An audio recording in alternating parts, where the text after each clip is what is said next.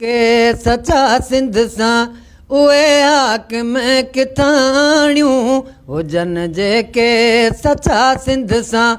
उहे हाकिम किथां आणियूं हलनि थी दिलि रुबा सिंध सां उहे हाकिम किथां आणियूं हुजनि जेके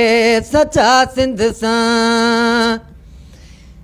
हुनी खे बात कुर्सीअ जी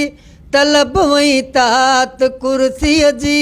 हुनी खे बात कुर्सीअ जी तलब वई तात कुर्सीअ जी हुनी खे बात कुर्सीअ जी तलब वई तात कुर्सीअ जी हुनी खे बात कुर्सीअ जी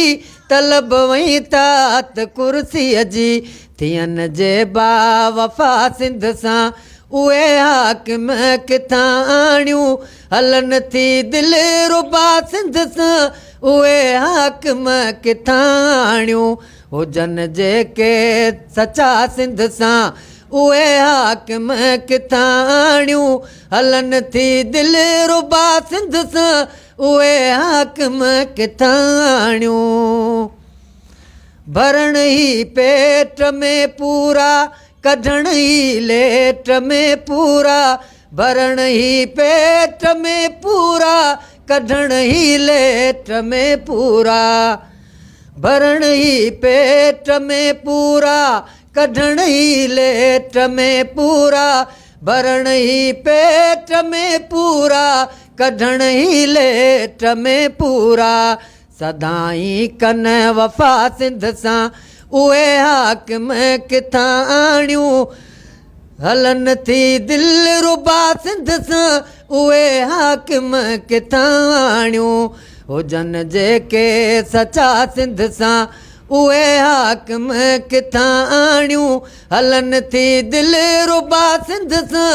उहे हाकिम किथां आणियूं गोरीन घर सोलंगी यूसुफ ॾियनि सिर सोलंगी यूसुफ गोरीन घर सोलंगी यूसुफ ॾियनि सिर सोलंगी यूसुफ गोरीन घर सोलंगी यूसुफ ॾियनि सिर सोलंगी यूसुफ गोरीन घर सोलंगी यूसुफ ॾियनि सिर सोलंगी यूसुफ वचन कन जे पका सिंध सां उहे हाकिम किथां आणियूं हलनि थी दिलि रुबा सिंध सां उहे हाकिम किथां आणियूं हुजनि जेके सचा सिंध सां उहे हाकिम किथां आणियूं हलनि थी दिलि रुबा सिंध सां उहे हाकिम किथां आणियूं छा थियो